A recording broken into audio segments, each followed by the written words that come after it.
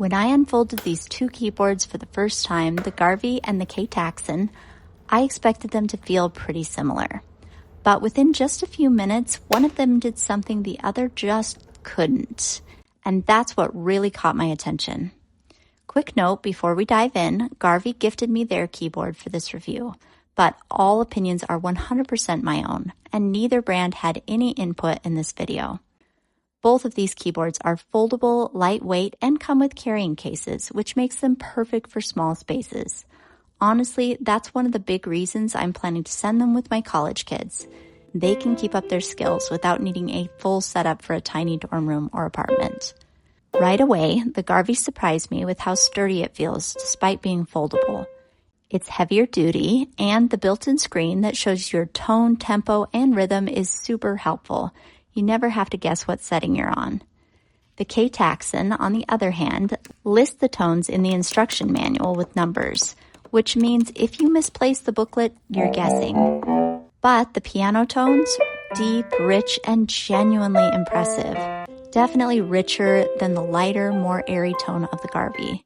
Where the real difference shows, though, is in the keys. The Garvee is fully touch sensitive. Soft touch equals soft sound. Hard press equals louder sound, much closer to playing an acoustic piano. The Ktaxton plays the same volume no matter how hard you press. It's fine for beginners, but less expressive, and you're not going to be able to follow dynamic notations. Accessories are another contrast. Ktaxton throws in a microphone, music stand, corded headphones, and a sustain pedal. But honestly, aside from the sustain pedal, the quality is not great. The microphone and headphones are about the quality of toy versions and won't last long. Garvee includes a music stand, slightly better headphones, and this is big, a full piano stand, so you won't need to use a table. The stand is fairly sturdy as long as you're not rough with it, and the music stand is way less flimsy than the Ktaxtons. Both of these have Wi-Fi connectivity for use with music apps like GarageBand or Soundtrap, but both require corded headphones.